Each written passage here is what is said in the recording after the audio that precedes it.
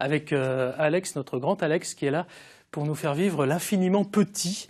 Mais comme c'est le très grand Alex qui nous présente ça, je ne doute pas que ça soit magique et formidable. Qu'est-ce que c'est que tout ça, Alex? Alors, ça, c'est un prototype, un jeu de figurines. Vous savez ce que c'est, le jeu de figurines? Alors, je pense que c'est un jeu avec des figurines dedans. Oui, c'est ça. Mais, donc, c'est un jeu, c'est quelque chose qui est hybride. C'est un jeu de société, mais en même temps, il appelle beaucoup du passe-temps, du modélisme, du maquettisme. Parce que un jeu de figurines, effectivement, on va utiliser des petits personnages, des petits soldats en plastique, en résine ou en plastique ou en métal. Ils sont super bien faits. Hein, voilà.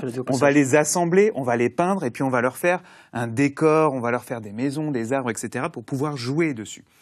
C'est un passe-temps qui est beaucoup présent dans le monde ludique anglo-saxon, un petit peu moins en hexagone, mais il y a quand même une belle communauté. Et dans toutes les maisons d'édition, il y en a quelques-unes françaises, il y en a une qui est née l'année dernière, chez nous à Dijon. En Bourgogne-Franche-Comté. On est super fiers. Regardez-moi ces figurines. JC va nous faire plein de plans. Justement, tout ça, ce sont des figurines de Astraïs, le jeu de figurines de Dijon. Dites-moi, c'est fabriqué chez nous, ça? Alors, Medfan Games, qui édite justement ce jeu Astraïs, a comme ligne directrice de faire du local. C'est-à-dire que tout ce qui est ici, les figurines sont sculptées par des peintres français et un italien. Ouais. Elles sont tirées à Clermont-Ferrand. C'est des tirages résine qui sont faits à Clermont-Ferrand, parce qu'il faut savoir qu'il y a très très peu de gens qui font ce genre de choses. La plupart des jeux de société sont faits en Chine, malheureusement.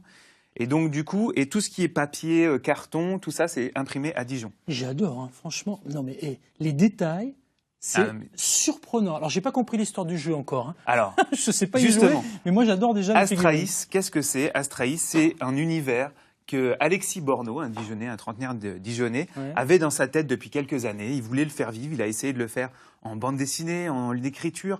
Ça n'a pas marché et il avait un passe-temps, c'était le jeu de figurines. Il s'est dit, bah tiens, je vais utiliser ce médium-là, le jeu de figurines, pour développer mon univers Astraïs.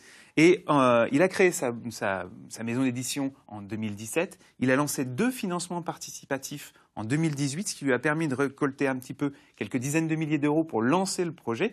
Et puis pour ce faire, une base, une communauté, il y a quand même plus de 300 personnes qui ont précommandé son jeu de figurines.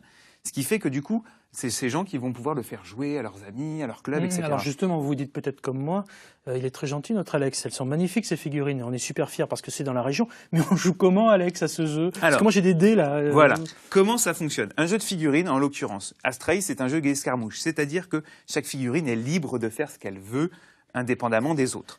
Vous m'arrêtez si je me trompe. Hein. C'est comme aux échecs, on bouge ses pièces selon un... Absolument, sauf qu'il n'y a pas de case, vous le voyez, donc on va choisir... On va choisir dans quelle direction on va le déplacer. Chaque figurine a des caractéristiques. Elle peut soit se déplacer, soit attaquer à distance, attaquer au corps à corps, se défendre, J'espère qu'on voit tout là, parce qu'il faut vraiment qu'on me montre ça là, s'il vous plaît. Montrez-moi tout ça. Là. Comment ça fonctionne un jeu de figurines? Je vous ai donné les barbares. Vous allez jouer les barbares parce que les muscles huilés et tannés par le soleil, ça vous va bien. Moi, j'ai pris les nains parce que j'adore leur côté industriel. Ça se paiera, ça, vous savez, Alex, ça se paiera. Ouais. Donc, on va jouer. Moi, par exemple, j'ai mon nain ici, mon Carade, qui a un mouvement de 10 cm. Donc, je vais le faire avancer de 10 cm vers votre figurine, et puis je vais le faire tirer. Il a une capacité de tir de tant de points, ce qui va en fait me permettre de lancer le nombre de dés donné par le chiffre, et sur un 4+. Alors, sur un 4+, qu'est-ce que c'est? Ça veut dire que au-dessus de 4, je réussis.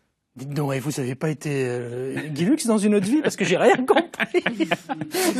Laura, vous avez compris, Michel? Il va falloir que je révise. Ah bon, je pense, d'accord, ok. Mais révisez Léo Ferré d'ici la fin de l'émission, en fait, ça va nous intéresser. C'était volontaire, j'ai essayé de vous perdre. D'accord. En fait, en gros, il faut savoir que chaque action va être validée par un lancer de dés, donc un dé 6 faces. Si on fait 4, 5 ou 6, l'action est réussie. D'accord. Et pourquoi 4 dés?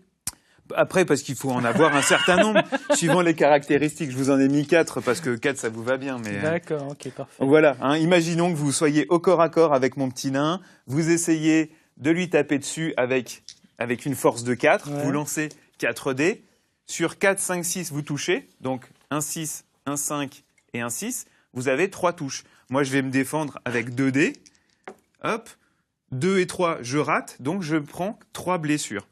Donc, j'ai mon nain ici. S'il prend 3 blessures, je vais lui prendre 3 pions blessures que je vais mettre sur sa petite carte. Et il change de statut, il est blessé. En tout cas, au moins, ça a le mérite de faire parler les enfants, de faire jouer toute la famille. Et ça va les bouger un petit peu de leurs écrans connectés. Parce que franchement, au moins là, on parle. Ouais. Donc ça, c'est bien. Et il faut savoir que... qu'on soit tous d'accord avec vous sur Non, le jeu. mais pour apprendre à jouer, n'oubliez pas, il y a la semaine prochaine à Dijon un tournoi pour découvrir Astraïs qui va justement pouvoir nous faire apprendre à jouer. Et peut-être qu'Alexis Borno, le créateur de Dijon, sera à Ludimania en 2019 pour animer une table et peut-être même d'autres jeux. Tiens, à propos de choses fantastiques, il y a un week-end assez particulier. Là, c'est samedi et dimanche à Dijon au Parc des Expos. C'est Legendaria, avec les voix de Games of Thrones. Yes, I speak English. Avec les voix de plein de monde, Le Seigneur des Anneaux, Harry Potter et tout. À mon avis, ça va être un grand moment pour